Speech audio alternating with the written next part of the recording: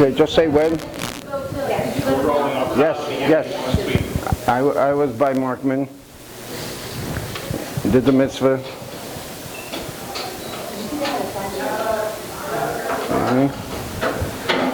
Okay, so tonight we're going to try to cover a lot of ground because just to keep the pace that we'd like to keep. Tonight is really more storytelling than anything else. We're going to tell stories about wars and assassinations and all kinds of intrigue behind the scenes. So it should be exciting. I know it's very. They just do that. To make it confusing. But if I was to give a title to tonight's shiur, I would say it's difficult to be a Jewish king, and I don't think I'm applying for the job. If you want to know the truth. All right. Okay. So in the beginning of Perek Tesvav, we're introduced to the son of Rechavam. Rechavam, we know, was the son of Shlomo and Namu Hamonis, and his son was named Aviyam or Aviyah. And Aviyam was a melech for 3 years. If you take a look at Perek Tesvav, Pasuk Gimel, he gives us a little bit of an insight into who Aviyam was, but not much.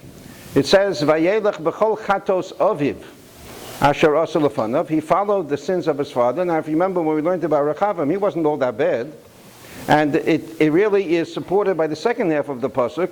V'lo haya levavo sholem im Hashem elokav ki levav David aviv. His heart was not as complete as the heart of his grandfather David. I mean, if somebody would tell me that I wasn't as good as David, I would, take that as a great compliment. So you say nobody would say about Yerovam ben Nevat, he wasn't quite David. Right? So if you say he wasn't quite David, it means he was a disappointment. But he wasn't all that bad, as we'll see. We'll see that he really wasn't all that bad. And then there's a very famous pasuk that comes up 2 psukim later. While the Navi is talking about David, so in pasuk Hey he says, "Asher asa David es hayosher b'nei Hashem." David did what was straight in the eyes of Hashem. V'lo sorah, and he did not veer. Mikol asher tzivohu, from everything God commanded him, kol yemei chayav, in his entire life. The Gemara Mesivta Shabbos quotes this pasuk, Rak, with one exception, Bidvar Uriah Hachiti. The sin that he had Uriah Hachiti killed, which was an abuse of his executive monarchical power, and that was the one sin. And the Gemara deduces from here that technically speaking, there was not a sin with Bathsheba because she was divorced from her husband Uriah at the time. The Gemara quotes this pasuk. But so Aviyam was not quite like his ancestor David. Now, if you look at the booklet, and we mentioned that, especially in this Perek, a lot of the things that are missing can be complemented from Divrei Hayomim. Where are you? In the booklet, page 45. 45, right. Page 45 in the booklet. And we have a quote from a few psukim from Divrei Hayomim. Like I said, I'm not going to read a lot in the text. But if you want to just glance at it as I tell you the story. So the story of Divrei Hayomim was that Yerovam ben Nevat gathered an army to attack Aviyah, the son of Rechavam. Why? I don't know. It doesn't say what his intent was, but in Sefer Melachim it says that there were battles between Rechavam and Yerovam and Aviyam ben Yerovam for all the days, and we described the beginning of the battle between Yerovam, the Melech of Israel, meaning the 10 tribes, and Aviyam Melech Yehuda, meaning the 2 tribes, and the 10 tribes had 800 soldiers, and Aviyam had 400 soldiers.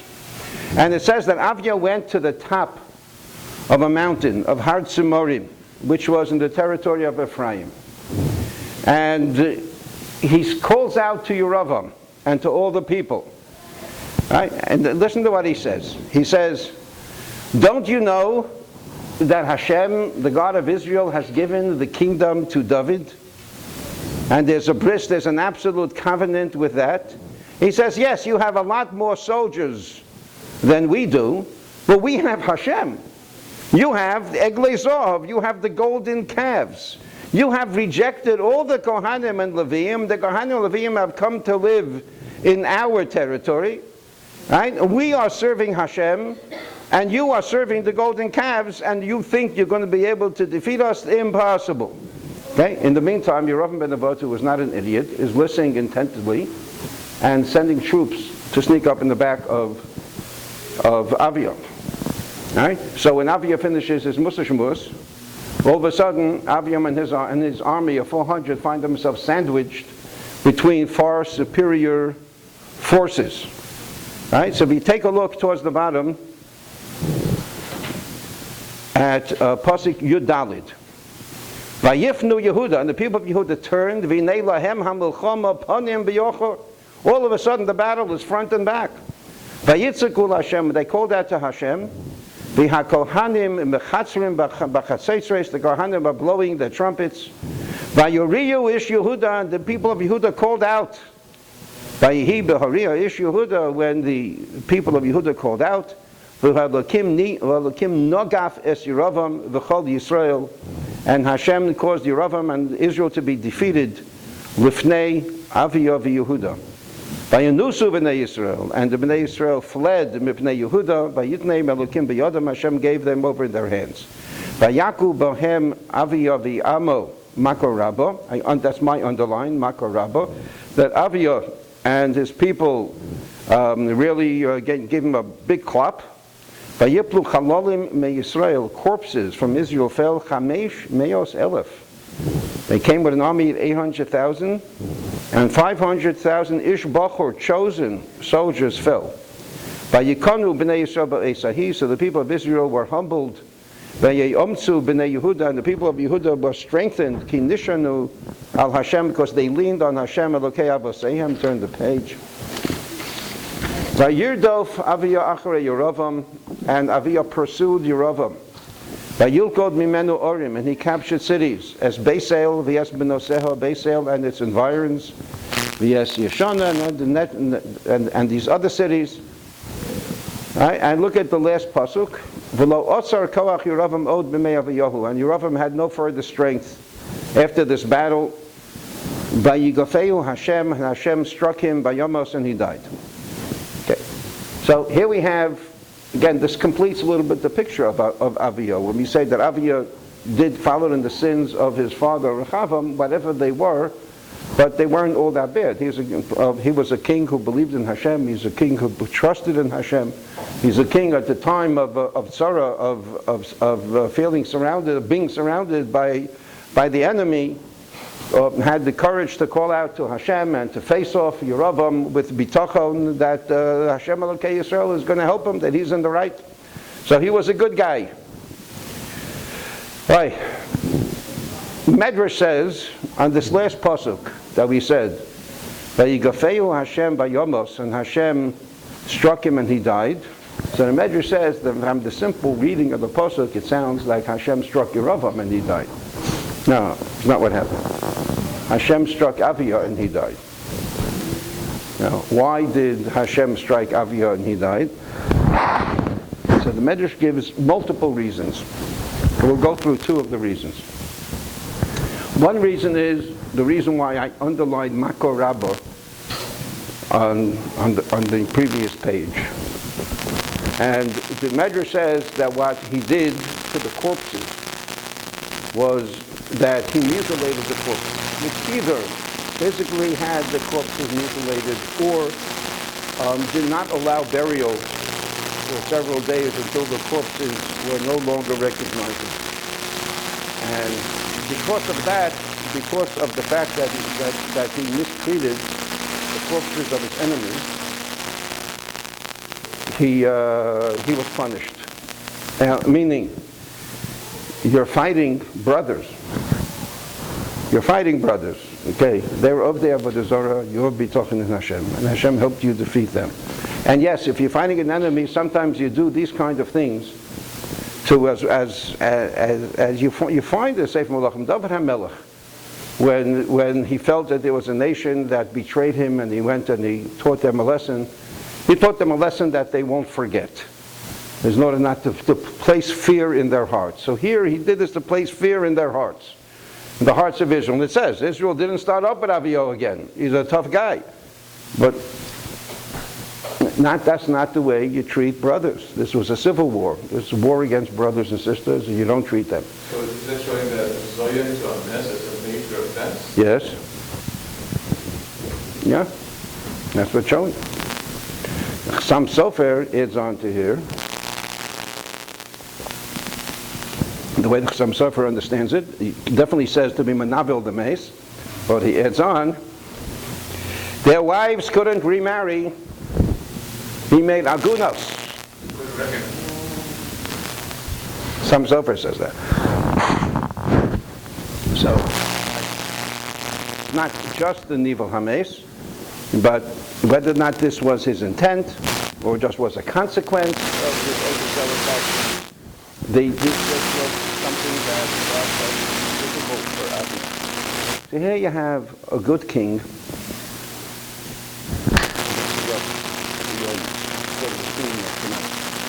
Then there's another pshat.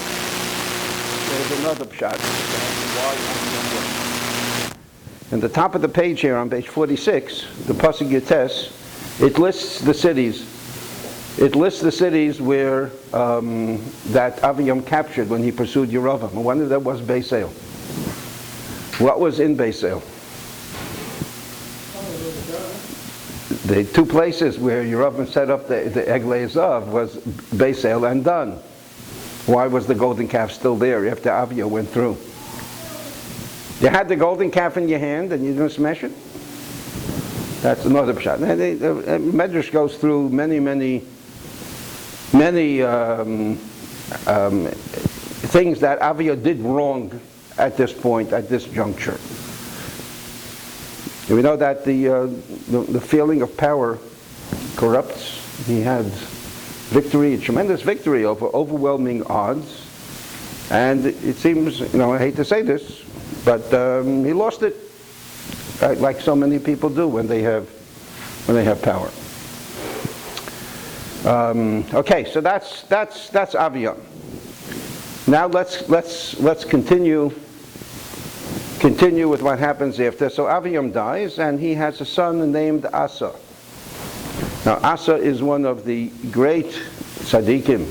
When we talk about the Malchei Yehuda, who were phenomenal tzaddikim, we talk about David, Shlomo, Asa, Chizkiah, and Yoshiyahu. There were others, but those are the headliners. The headliners. Asa was a great tzaddik. So we're introduced to Asa in our Perek over here. If you take a look at Perek Tesvav, Pasuk Yud Aleph, 15:11, says, Vayas Asa Hayasha Be'enei Hashem Kid David Aviv. He wasn't just a good guy; he was on the same caliber, and we'll soon see to the degree that he was Kid David Aviv.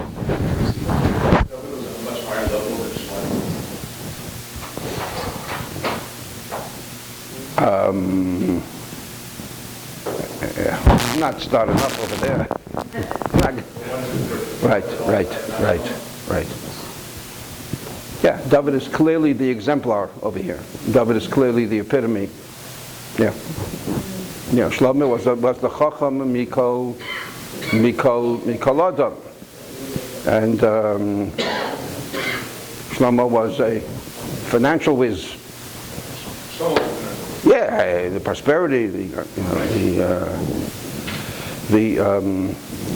but there was peace in his time. He didn't fight wars, and the Torah really emphasizes Shlomo's weaknesses to a great degree, primarily with the women. David had an incident. One single incident, and David did teshuvah every single time. The theme of David is teshuvah. That's why he's Mashiach, because Mashiach is Tikkun, and David is Tikkun. You can't have Tikkun without a problem.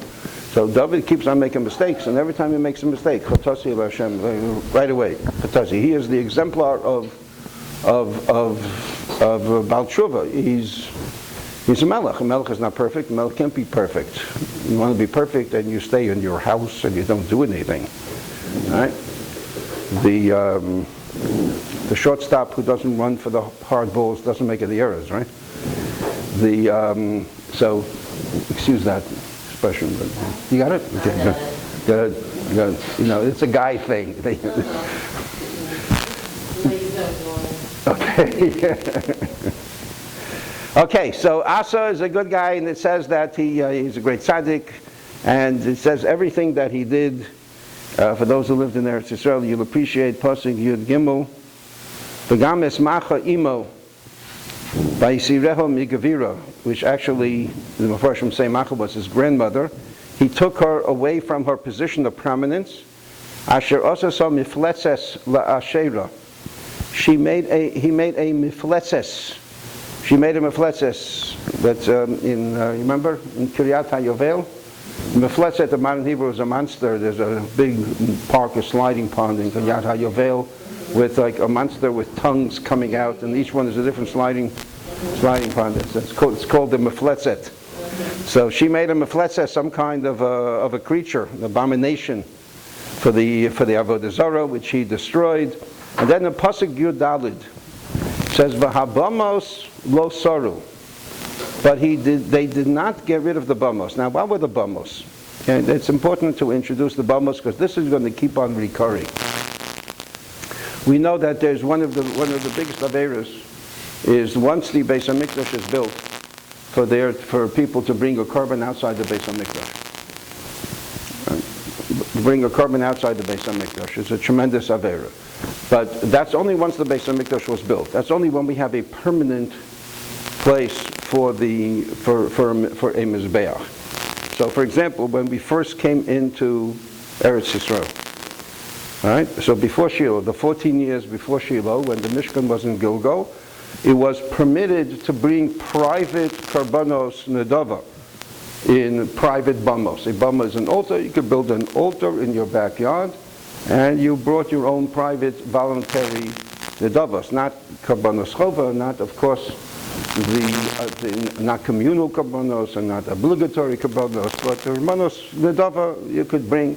Once the Mishkan found a semi-permanent home in Shiloh, which was actually a stone structure, it was again forbidden to bring the karbanos in the bamos. But after Shiloh was unfortunately destroyed by the Plishtim, there was a period of about 52 years or so that the Mishkan was in two places, first in Nov and then in Givon. It was called the period of Nov and Givon. During that Sh'as Heter HaBamos, that's the time that people were allowed again to bring bamos until Shlomo HaMelech built the Beis HaMikdash. Once he built the Beis HaMikdash, then permanently the prohibition is reinstated. You're not allowed to bring karbanos in the bamos. So these are the bamos. These are the bamos that people were still bringing karbanos.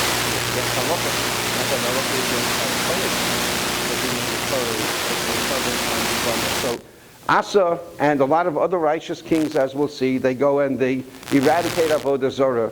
They eradicate the prostitution, as I said before in Pasuk Yud Beis. And they really cleaned up their act, but they did not get rid of the bamos. As we'll see, not till hundreds of years later, till Chizkiah HaMelech, do they get rid of the bamos. Oh, that is what, so some Sefer and many other Mefarshim say that their hesitancy in destroying the bamos, that even though people were doing wrong things on the bamos, but the bamos they had kedusha, they were mizbechos, they were built for Hashem, and and people brought karbanos on these mizbechos at times when it was permitted. They were just reluctant to destroy them. So the habamos lasaru, which is somewhat of a negative mark on Asa, but Sholom im Hashem Elokav. Okay, here again we have to go to Divrei Hayomim on page 47. So that's the question. Didn't they have a building at this time, like Can't the king ask a question like that? Let's say they don't know what to do with the money. So you should know what's the right thing. Why don't you just ask it? Okay, that's interesting. But first of all, you cannot ask, if it was a halachic question, then you can't ask a halachic question to her. But Tumah won't answer. Lo b'shamayim hi. I know, what do you ask? Lo b'shamayim. Should we go to war? Will we be successful in war? Those are the kinds of questions you can ask. You cannot ask a halachic question. But I don't think this was a halachic. It may not have been a halachic question. They just didn't do it. They had enough. Why?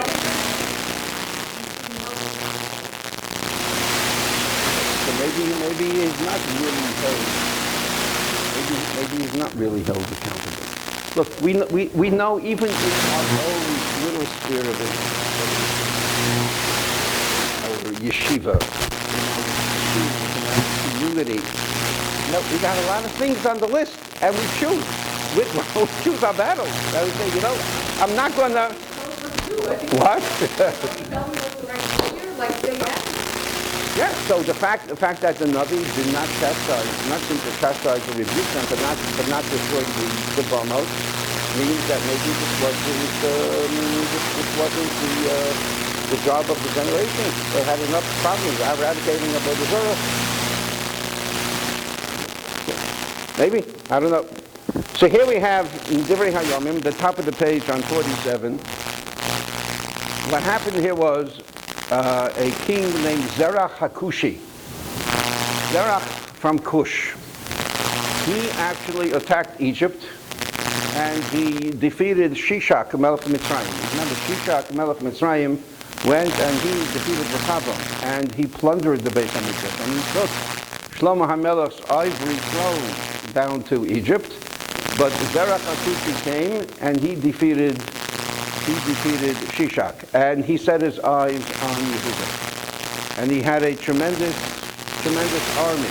You look at Pasuk Ches, the Vayetze Alehem Zerach HaKushi, Bechayil, with an army of Elef, Alof, and thousands upon thousands of Merkavos, and chariots, Shalosh, Neos.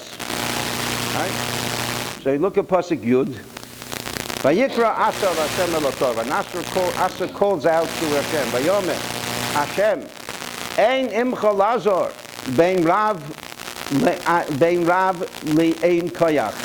To you it makes no difference whether or not you will help a lot or you help people who have no strength. Azreinu Hashem Elokeinu. Hashem, our master, help us. Ki Olecha Neshanu, because we rely on you. We lean on you. V'shimcha Banu, and in your name, Banu Al Hehomon Hazeh. And it is in your name that we're coming against this mass of humanity. Hashem Elokeinu Ata, you are our master. Al Yatzar Imcha Enosh, do not hold us back. Not sure exactly how to translate that whole thing. And of course, Hashem defeats the Kushim. So here we have again the Melech Yehuda, who has tremendous bitachon in Hashem, goes against overwhelming odds, and he trusts Hashem, and he defeats the overwhelming odds. The next piece in Divrei Hayomim is a Navi named Azaryahu ben Oded. Azaryahu ben Oded comes to Asa, and he says, Asa and Yehuda and Benjamin, I want you to listen to me. Hashem is with you. And if you continue to seek Him and to trust Him, He will continue to help you. That was the message from a Navi. Tremendous thing. So as soon as Asa heard these things, he strengthened himself even more. And that's when he went about to eradicate all of the Avodah Zarah from the land. And again, you have the repetition that in Pasuk Yudzayin, Habamos lo saru. However, he did not get rid of the bum. Okay, now, let's go back to Sefer Melachim. We haven't discussed tonight yet too much about the Malchei Yisrael. Okay, so there was a king Basha. We'll soon see how he became a king. He was the king of the 10 tribes at the time of Asa. Right? He was the main king of the 10 tribes, and he went and he attacked Asa. He attacked Asa. I don't know why. I don't know why Yeravam attacked Asa. I don't know why he attacked Asa. But he attacked Asa. Now, what did he do? He did two things. First of all, he signed a treaty with Hadad Rimon, the king of Aram, which is the equivalent of Syria equivalent of Syria. Approximately, that's where Aram was at the time.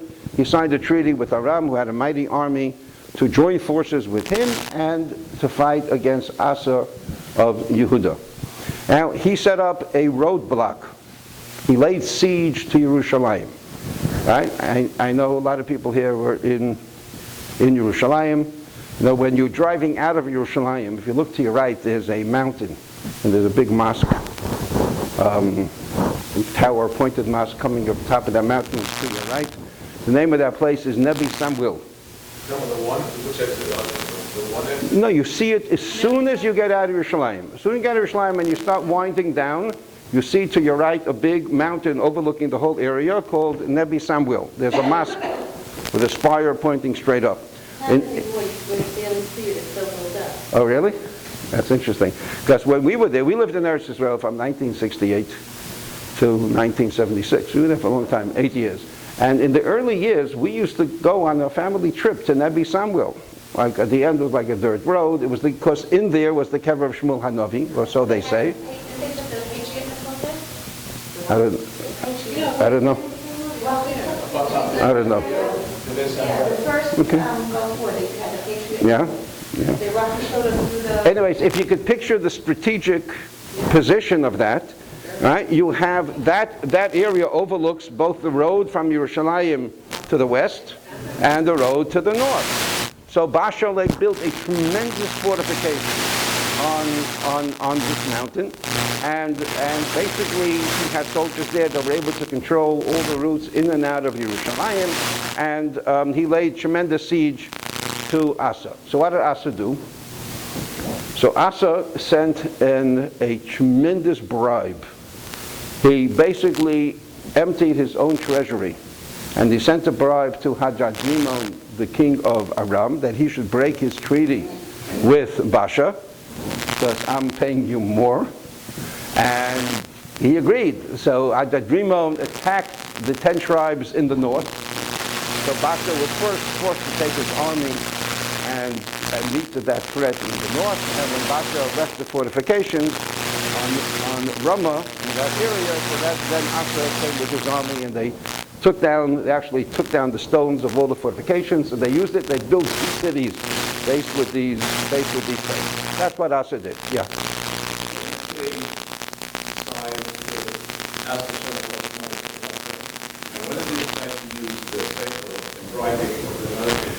Oh boy, this is what we have to talk about. This is what we have to talk about, and that's what I say. I'm not applying to the job. I'm not applying to the job. Okay, so first of all, Chazal tell us there's a fascinating thing. The fascinating thing that the wealth that Shlomo had accumulated was inherited by his son Rechavam, which was then looted by Shishak Melech Mitzrayim, which was then looted by Zerach HaKushi. All of it was looted by Shishak? Yeah. That was then looted by Zerach HaKushi, which was then taken back by Asa when he defeated Zerach HaKushi, which was then sent up to Hajjajrimon by Asa as the bribe. That's what Chazal say, right? The fleeting nature of wealth, fleeting nature of wealth, right? So let's take a look, and here's the sad part.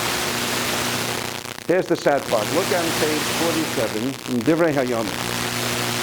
Divrei Hayomim, where it says, it's the third excerpt from Divrei Hayomim, Divrei Hayomim Beis, Perek Tesan, Pasuk Zayin.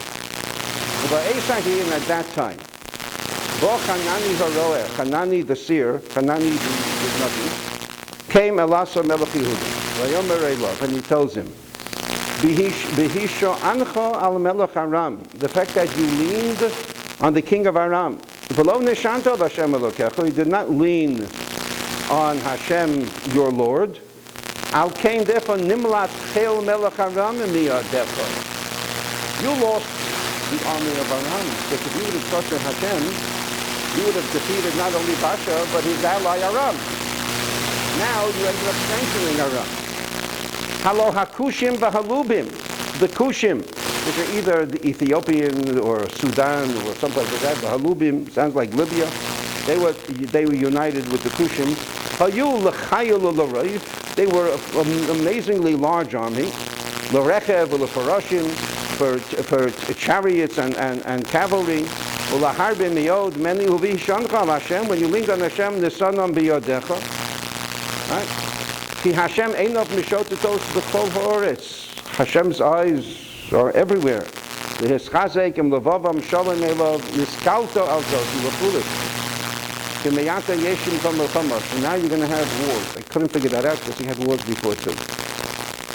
Okay, now listen to this. Vayichas Asa el Varoah, and Asa got angry at the Melachim. Vayifnehu beis ha'mapechas, he put him in jail. Right, ki bezaf imo azos, he was angry. Vayiratzeitz Asa min ha'om da'isa. He and then Asa was tough on the people, almost like Rechavam. That's when the forced them to build the city. The Tendler, the Sholom, the forced to come in the Chachomim. So that's when teach Israelites and arms like that. That's all to build the things. Right? This is now. Let me show you how bad this is. Turn back to Perek Yud Aleph. Perek Yud Aleph, Pasuk Lamed Tes. Navi, I'm sorry. Yeah. Perek Yud Aleph, Pasuk Lamed Tes in the Navi.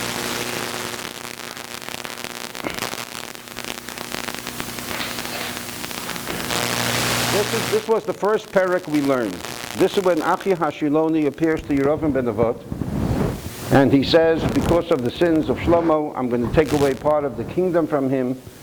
And he says in Pasuk Lamed Tes, Va'ane zera David lemanzos, I will cause suffering for the offspring of David. Achlo kol hayamin. This is not permanent. It's only temporary. It's only temporary. Right? Look at Rashi. I'm sorry, I said we're not going to do too much text, so just this Rashi. Two depressions to skip. Achlo kol hayamin. Okay. Most HaMashiach toshiv habeluta elo. I mean, that's the Nevuah of Yeshiva. There's two pieces of wood. One says Yosef, one says Yehuda, they're fused into one. Fine. With the Seder Olam is the Brisa, meaning it's at the same time as the Mishnah, and it's really a history Brisa. Masasi, I found as follows, Rashi says. I will cause them to suffer. Kineged Shloshim B'Sheish Shana, that corresponds to the 36 years when the Schatin Shlomo was Bas Parah. That Shlomo was married to the daughter of Parah. Because he married her in the 4th year of his kingdom, and Shlomo ruled for 40 years. Ukenegdo, and corresponding to that, Nigzera Gezerah al Malchus Beis David Yisraelik. The Gezerah, the decree was against the Malchus Beis David to be split. U'Reuya Hoisa HaMelucha Vasa B'Meyasa. The Melucha should have been united in the day of Asa B'Shnat Sheish Esrei L'Molcho, in the 16th year of Asa's reign, which was the 36th year since the split. Ela Shel Kilke, but he messed up. The Shoach Shokaz, when he sent the bride of the Melech Aram, Lo Somach Ala Tzaddik Baruch. And he didn't rely on the Tzaddik Baruch, and he quotes the Pasuk in Divrei Hayam. So wow, so not only do we have probably depressed that Asa messed up, but gosh, the consequences of his failure to reach his full potential in Bitochen and Hashem. What really was the difference? What really was the difference in Asa's mind? Why, when he was facing overwhelming odds against Zerach Hakushi, he tells the Kodesh Baruch Hu, if you're going to help us, what's the difference? What's the difference? I always feel the matzah of an Eretz Yisrael now. The workers on our side, because China and Russia, everybody's against us, but who cares? He's not on our side, then there's no time to assume that he's not. If he's on our side, there's no such thing as everybody counts against us. To Basha and Aram, when it sounds they weren't anywhere near as strong as Zerach Hakushi, all of a sudden he resorts to bribes, which is really, the king has to be concerned with the honor and the glory of the nation. And to plunder the treasury and send, instead of going to Hashem, and he didn't consult the Navi. See, here's where you consult the Navi. Here's where you call the Kohen Gadol. And you ask the Urim V'Tumim. Why didn't he ask? Why didn't he ask? I mean, I know that I don't come to his toenails, right? But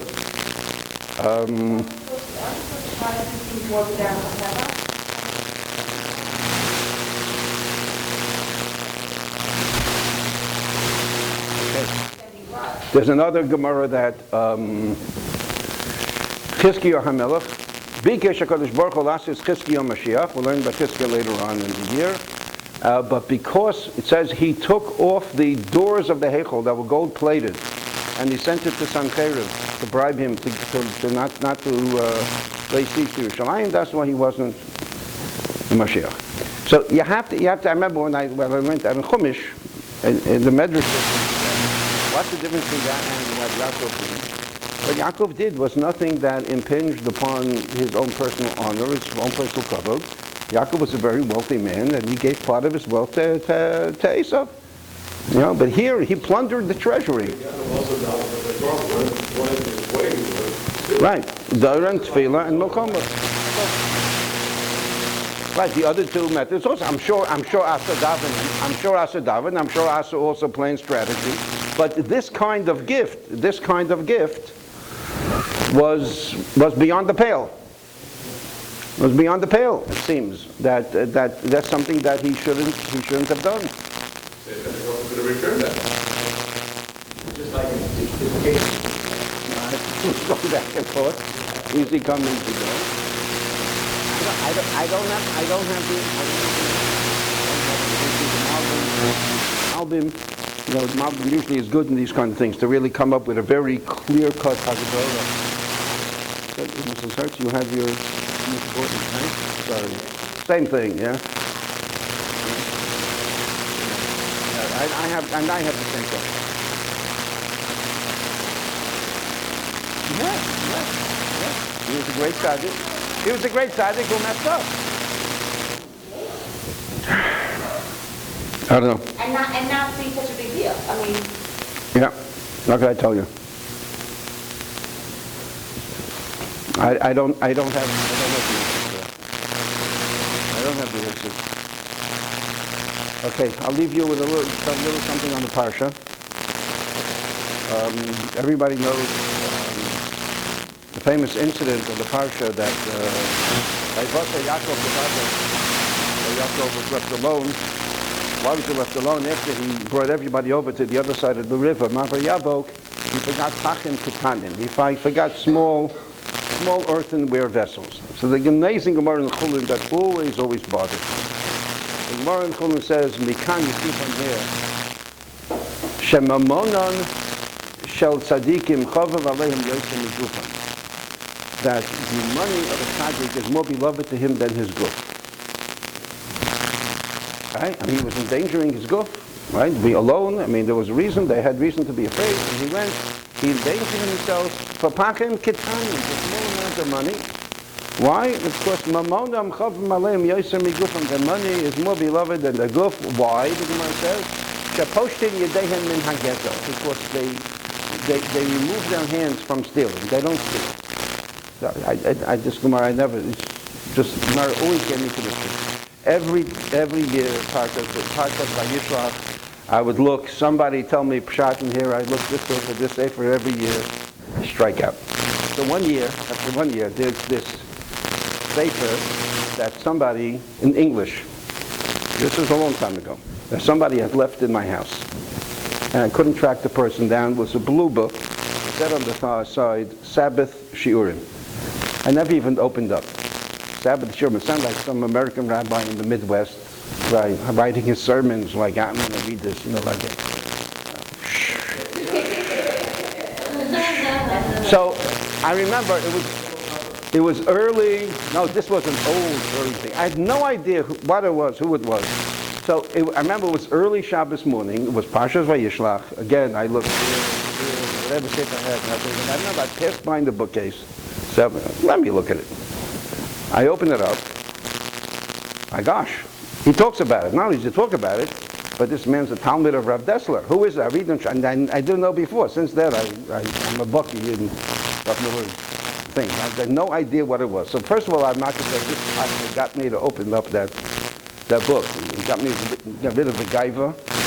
What could this teach me? And I open it up. Okay, so listen to what he says in the name of Rav Dessler. It's amazing, amazing thing. And I'm presenting it with my perspective and my words, because he says it very briefly. He says, imagine if somebody, an artist, worked for 10, 12 years to make a painting or to mold a sculpture. And he was motion and he starved himself, and in order to make this painting, which is the product of all of his labors, regardless of what it's worth, you can understand. That way, it's my body, I thought it gave me as a gift. This I made. This is me. This I made. It's with my blood, sweat, and tears. Because if you look at Yaakov Avinu's speech to Lavan, when Lavan accuses him of cheating and stealing, and Yaakov says, no, I never ever, put it in the contemporary, I never made a phone call on company time. I never took a paper clip home. If anything got lost, I replaced it. Yaakov Avinu, in all of his years of earning all that money, right, the Mesivta nefesh that he put in with Chosh and Mishpat, not that even one penny was that's what he's supposed to yedei him in Hagezo. This was his painting. This was his painting. This was the Yaakov's accumulation of wealth was done in such a way, with such a kurva, with such a closeness to HaKadosh Baruch Hu, that this was an expression of his Mesivta nefesh over the years. So if a tzaddik looks and he says, they're pachim ketanim. You know how much money I gave up because I didn't want to do that deal, and I didn't want to be a little bit off, and I didn't want to even get into a gray area, and This is my painting. This is my painting. That's Mamon Mechavav Alav Yeser Migufam. That's a beautiful, beautiful word, and it gives me a little bit of satisfaction what we mean that Tzaddikim Mamon Mechavav Yeser Migufam. So continuing in that Meiser, I'll tell you something. One of my favorite verta. I'll tell you when this was. This was, I think, in 1965. 1965. I was a bacher in Eretz Yisrael. And there was somebody who came, he was in America raising money for Chinuch Atzmoi. I had never heard of him before. And he was a Rav, supposedly a respected Rav, and he came to Baltimore as part of a trip raising money for Chinuch Atzmoi, and he spent Shabbos in the Yeshiva. And he spoke Friday night. His name was Rav Sholom Shvadron. That's when I was introduced to him. And he spoke on this week's I spoke on Parshas Vayishlach. Right? So what do we have there? You have the wrestling match between Yaakov Avinu and the Malach. Okay? So at the end of the wrestling match, so Yaakov Avinu says, Hagidali Mashemecha. Tell me what's your name. And the Malach refuses to tell me, Tisha Lishmi. Okay, so now I'm not going to do what Rav Sholom Shvadron, the way he presented it, I can't do that justice. You have to use your imagination that this is Rav Sholom Shvadron story. Right? He told the following story. He says there was once a Yerushalayim Dika Yid, and he was a Yid. He davened every morning. He had a Seder, shiur every morning. Then he went to work. And every day he'd come home from work at the same time. He'd go home, eat supper, and then he'd go back to the shul for another shiur. Now every day on his way home from work, he passed by a certain building that always was a fascination for him. It was a building that had a marquee that came out of it with flashing lights. And he noticed that the letters on it changed from time to time. And there was a booth in front of this building, and people would line up. People were lining up in front of this building. Sometimes it was very hot and people were there. Sometimes it was in the rain and people were there. He always had no idea what it was. He said this was going on for decades. One day his curiosity got the better of him. He said, I must know what is it that people are lining up to go into this building to see. So he gets online, he gets to this booth, he realizes he has to buy a ticket. Okay, so he goes into this building. It's a cavernous building, big, tall ceiling, and there are chairs, and people are sitting down. And for this, I bought a ticket to go in and see this building. Yes, it's a nice building, and a lot of people here. Okay, let's see. He wanted to walk out. No, let me stay a little longer. Everybody's sitting down, they're staying, then maybe something's going to happen. Okay, so then a white sheet comes down in front of the building. Blank white sheet. Fine, makes no sense. Then the lights go off. I'm sitting here in the dark, in the building, with the white sheet in front. Well, I don't understand it. Then it happened. Right where the white sheet was. There he was. In all of his glory, himself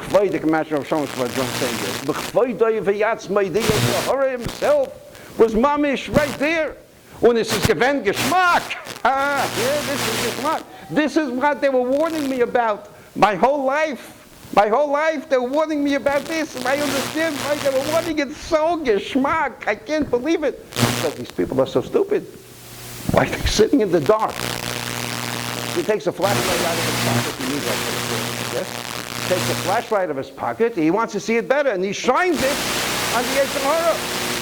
Poof! He disappears. It's gone. So he says, that's Pshat. What's going on here?